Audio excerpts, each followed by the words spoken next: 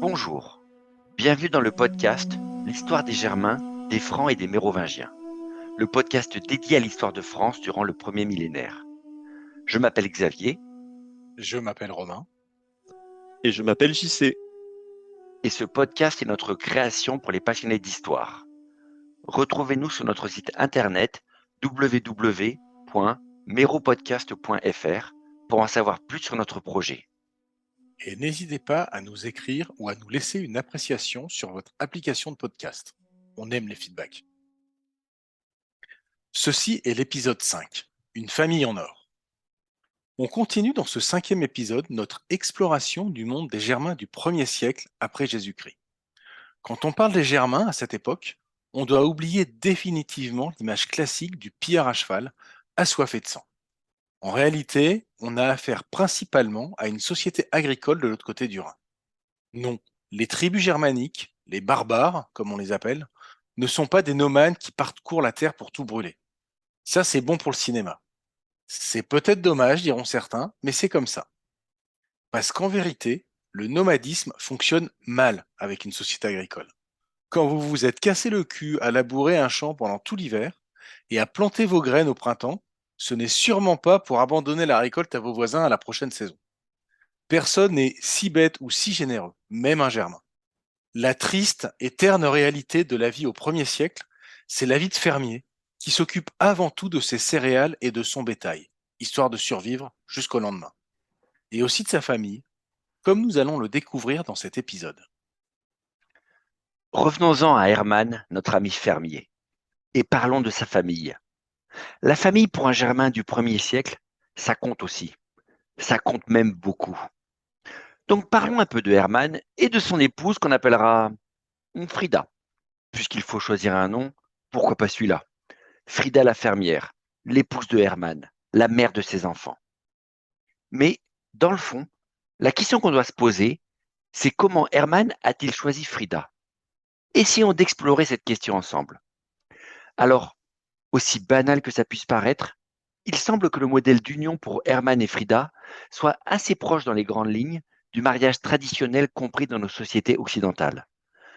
Pas mal de théories ont fleuri au début du XXe siècle autour de mariages soi-disant germaniques. Des mariages plus libres, soi-disant, permettant à deux époux de se choisir et de se séparer de leur propre initiative sur une base quasi égalitaire. Mais ces concepts sont totalement remis en question désormais par la communauté scientifique comme des théories très contestables. Pour Tacite comme pour les historiens actuels, on est plutôt dans un schéma assez classique pour des Occidentaux du XXIe siècle. Celui d'une union publique, officielle et définitive entre deux époux. Deux jeunes Germains en âge de procréer et unis avec l'accord de leurs familles respectives dans le cadre d'une cérémonie solennelle. Rien de très extravagant donc.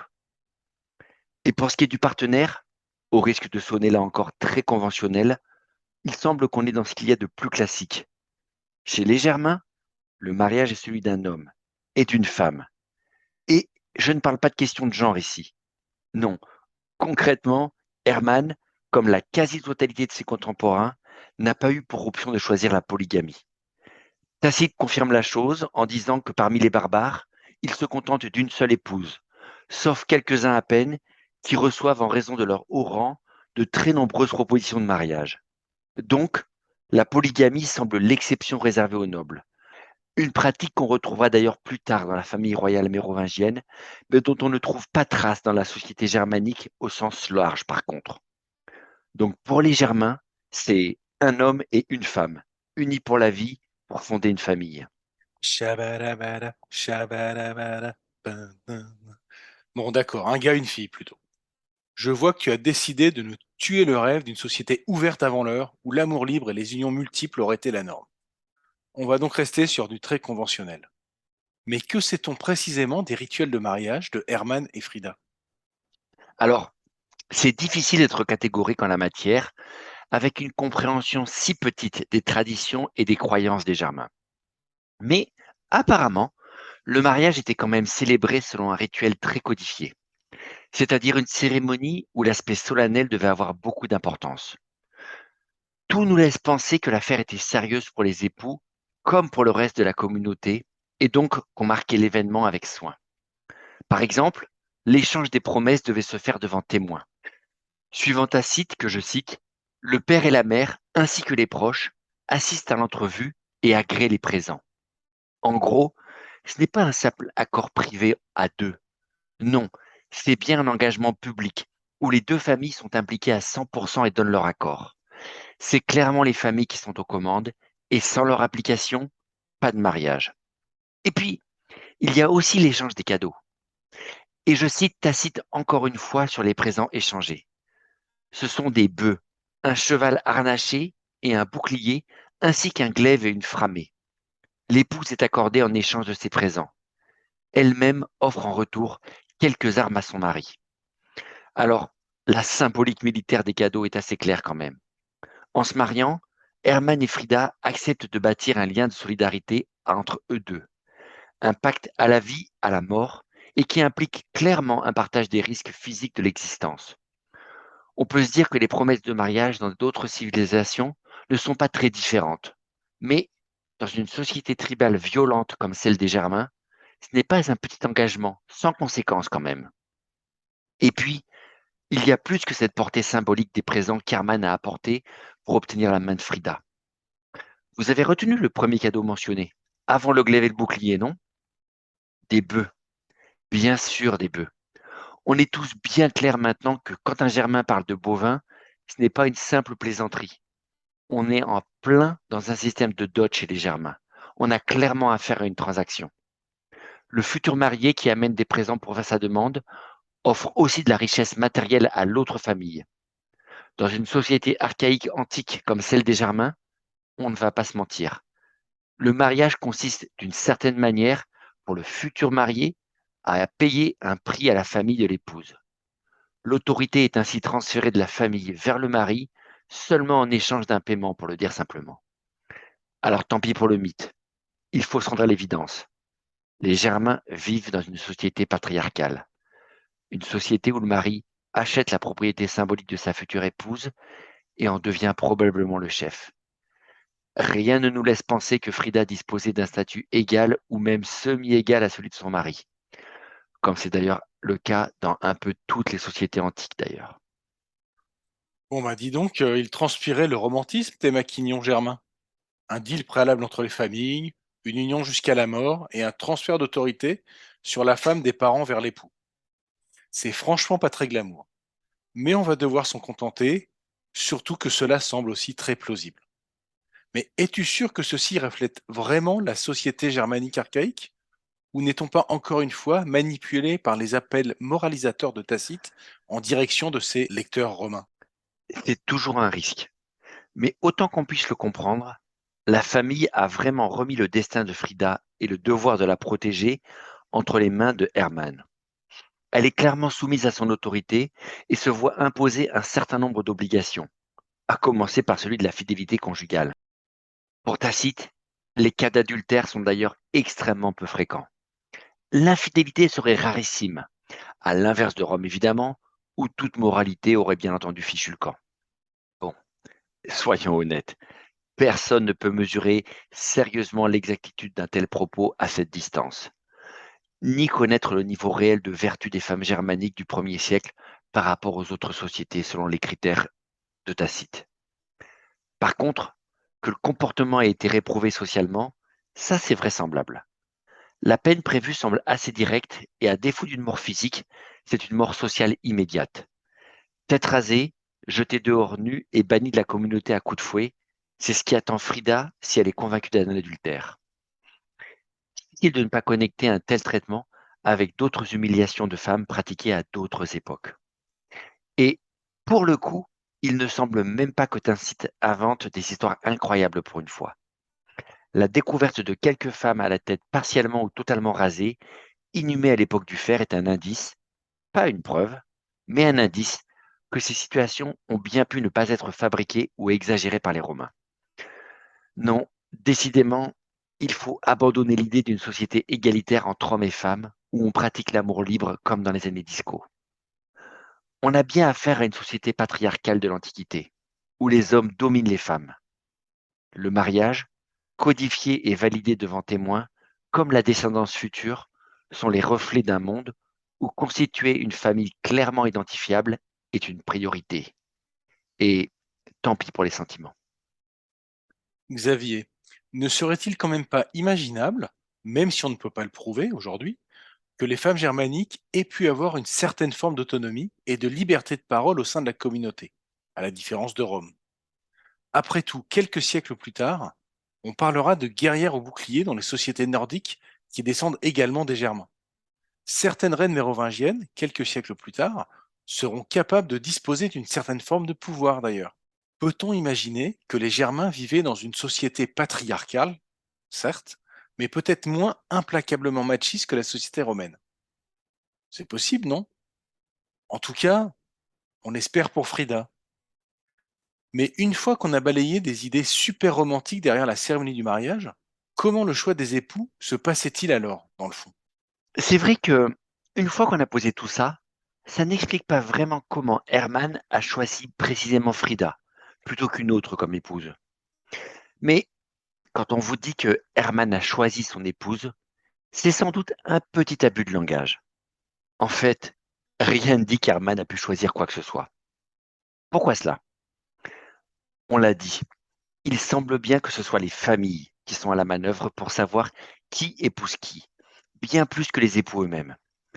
Parce que, d'accord, lorsque Hermann et Frida se marient, ils forment une nouvelle famille à tous les deux, évidemment. Mais surtout, leurs deux familles respectives se retrouvent de facto unies dans un nouveau grand groupe familial étendu. C'est une nouvelle grande parentèle, un nouveau groupe unique qui fusionne avec leur mariage. Parents, frères, oncles de Frida et Hermann deviennent tous simultanément parents les uns des autres par la même occasion. En fait, nos deux époux permettent la constitution, ou le renforcement parfois, de ce qu'on va appeler la ZIPE. La ZIPE dans la société germanique, c'est un mot difficile à traduire et peut-être pas exactement lié à cette époque, mais qu'on pourrait résumer par clan ou parenté dans notre langage et qui va servir pour désigner ce phénomène. La ZIPE, c'est le groupe dont tous les membres sont des parents proches, comme dans les cas des familles de Hermann et de Frida. Des frères, des oncles, des cousins, des parents réels ou supposés d'ailleurs, car le rattachement à ce groupe peut se faire au fil du temps, entre hommes qui vivent juste ensemble et finissent par s'inventer un ancêtre commun.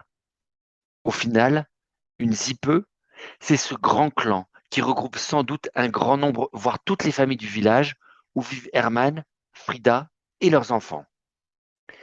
Et ce qui définit le mieux cette ZIPE, c'est sans doute un mot: solidarité. Une solidarité indivisible, une solidarité à toute épreuve. Une ZIPE, c'est un groupe qui fait bloc, envers et contre tout, dans les bons et les mauvais moments. Culturellement, il n'est pas acceptable d'avoir de la violence à l'intérieur de la ZIPE. C'est un espace à l'intérieur duquel les conflits ne doivent pas éclater. Briser l'unité du groupe est un énorme tabou social qui signifie automatiquement une exclusion immédiate. Et non seulement on ne se déchire pas au sein de la ZIPE, mais plus encore, on ne laisse jamais tomber le moindre membre du groupe. Un membre de la ZIPE est en difficulté, c'est tous les membres qui doivent faire bloc autour de lui. La ZIPE veut dire un soutien à toute épreuve, face à la misère, face à des conflits externes ou à des coups du sort qui vont toucher ta famille ou tes récoltes. Ou pire que tout, t'es bof, non? Bon, sérieusement. Pour Hermann, Frida et leurs descendants, la ZIPE, c'est vraiment plus que quelques oncles et cousins ici et là. C'est pas une cousinade, quoi. C'est le sang, comme on dit désormais dans notre société moderne entre ados. Une belle expression qui marche plutôt bien pour les Germains du 1er siècle. Mais concrètement, cette solidarité à toute épreuve, comment elle s'exprime pour Hermann? N'oublions pas que la vie dans une ferme à cette époque, c'est une liste incroyablement longue de tâches à réaliser, et à réaliser du début à la fin si vous voulez survivre. Hermann va devoir labourer son champ, puis l'ensemencer, protéger les épis, emmener paître les animaux dans son autre champ, construire une clôture pour garder les rongeurs loin des silos à grains, mettre des pièges pour les prédateurs qui attaquent le bétail, moissonner les champs à la saison idéale, stocker les grains dans un silo qu'il a construit pour ça. Mille et une tâches qui doivent être réalisées soigneusement tout au long de l'année pour survivre dans une ferme. Un imprévu, le moindre pépin climatique ou sanitaire, une bête sauvage, des rongeurs ou la maladie qui vous tombe dessus ou sur vos bovins. Et c'est toute cette construction patiente pour préparer et conserver la récolte qui échoue. Et la récolte qui échoue, c'est la disette assurée, voire la mort. Herman n'étant doté que d'une seule paire de bras, au mieux deux avec ceux de Frida, il a besoin d'un groupe large pour réussir. Pour un fermier de cette époque, dans une économie quasiment autarcique, il n'y a pas de survie sans un groupe avec qui partager les tâches et les priorités, comme pour faire face aux coups durs, comme une blessure ou une mauvaise fièvre. D'accord. Alors déjà, pour une société rurale, on voit bien que la ZIPE n'est pas là par hasard chez les Germains. C'est une condition sine qua non de survie. Mais j'imagine bien autre chose. Ou pas. Mais il y a aussi autre chose, je pense. La nature sauvage, ce n'est pas le seul danger pour Hermann. Comme disait Tacite, l'homme est un loup pour l'homme. Et s'il y a bien une caractéristique pour désigner la société germanique, c'est sans doute la violence, non? Sans doute, même si je ne sais pas si l'expression vient de Tacite. La violence fait partie des priorités pour n'importe quel ZIPE, c'est clair. Et les occasions d'en faire usage sont multiples. Et n'ayez aucun doute là-dessus. La participation de Hermann et des autres n'est pas optionnelle. Tacite le déclare au détour d'une petite phrase de rien du tout. On est tenu d'embrasser les haines aussi bien que les amitiés d'un père ou d'un parent. Tout est dit ou presque. Là, on parle de solidarité avec un S majuscule. Parce qu'entre chaque saison agricole, c'est-à-dire entre la récolte et la moisson, c'est un temps favorable pour une opération militaire. Les tribus étant en perpétuel état de conflit, la véritable question d'un raid ennemi pour s'emparer des vivres ou de prisonniers n'est pas si, mais quand. Herman et son groupe savent très bien que des bandes armées ennemies sont toujours une possibilité à affronter et leur meilleure chance est de rester collectivement sur le qui-vive pour décourager une attaque ou la repousser si les pillards en question décident quand même de passer à l'acte. Et puis, au-delà des menaces lointaines, on a aussi des situations plus locales. L'ennemi pour Hermann, ce n'est pas que le pillard de la tribu voisine ou pire encore, le légionnaire romain en maraude. Entre Zippeux, les conflits sont très fréquents. Les vengeances entre familles sont innombrables. Vendettas qui peuvent durer sur plusieurs années, voire générations, pour des histoires de terrain, de bétail ou d'insultes impardonnables. Le voisin du village d'à côté peut lui aussi débarquer avec sa lance à la main demain matin, et accompagné de deux ou trois cousins balèzes de sa propre zippeux. Et dans tous ces cas de figure, la solidarité doit jouer à 100%. N'importe lequel des membres est attaqué, et c'est tout le groupe qui est attaqué et qui doit se défendre en bloc. C'est la règle pour que tout le monde puisse vivre en sécurité. La solidarité se doit d'être absolue, pour se défendre comme pour attaquer. Personne ne s'en sort sans sa zippeux dans une société germanique antique. Être seul, comme on l'a dit, c'est être à court terme mort socialement, et à plus ou moins moyen terme mort tout court. Et Tacite, une nouvelle fois, nous résume ça d'une formule lapidaire dont il a le secret. Plus un Germain compte de proches et d'alliés, plus sa vieillesse est entourée de respect. On ne gagne rien à être sans famille. CQFD. Bon, d'accord. La ZIPE, c'est la grande famille d'Hermann, au sens propre et figuré comme nous l'avons dit. Frères, cousins, oncles, voisins, hommes et femmes qui doivent être liés par un grand nombre de liens familiaux, ou pas, parfois, mais qui se connaissent depuis toujours, qui travaillent ensemble et partagent les ressources et se serrent les coudes dans toutes les situations. Mais pourquoi ce modèle clanique semble avoir une telle importance chez eux? Cela sonne un peu comme si pour Tacite et les chercheurs actuels, il y avait quand même une spécificité au monde germanique. Oui, car on touche là à un fondamental de notre histoire des Germains et des Francs qui va perdurer longtemps chez ces hommes et leurs descendants. La société tribale ou clanique dans laquelle vit Hermann va être le creuset dans lequel naîtront les futurs peuples barbares qui débouleront dans l'Empire dans quelques siècles. Sans entrer dans le débat de spécialistes sur l'essence exacte de toutes ces notions, on parle de société tribale dans le sens d'une société fonctionnant avant la constitution d'un État structuré. Dans une société tribale, il n'existe pas vraiment d'infrastructure, de gouvernement centralisé, de corps administratif ou de règles écrites. Il n'y a pas non plus d'autorité unique dans le pays disposant du monopole de l'emploi de la force. Pour Herman et sa communauté, il n'y a pas d'État qui encadre les tribus, pas de juge à qui se plaindre, pas de force de police pour faire régner l'ordre.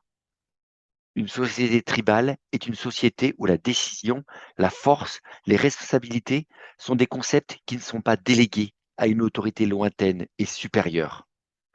Ce sont les membres de la communauté qui prennent en main leur destin au quotidien. Ce sont les membres de la ZIPE qui font marcher la justice. Ce sont eux qui exercent les sentences. Ce sont eux qui décident ce qui est acceptable ou impardonnable vis-à-vis des autres ZIPE, directement. Herman et sa communauté se qualifient eux-mêmes d'hommes libres. Et ils le sont probablement d'une certaine manière, en comparaison de leurs congénères de la société romaine. D'une certaine manière, c'est vrai. Ils disposent d'un plus grand degré de liberté que leurs contemporains des grands États constitués autour de la Méditerranée, mais vivent une existence plus risquée aussi. Car être libre ne veut pas dire qu'ils ont la belle vie bien tranquille et sans responsabilité. Libre ne veut pas pour autant dire sans contrainte ou sans chef. Libre veut dire que s'il n'y a pas d'État pour les contraindre, il n'y a pas d'État non plus pour les défendre.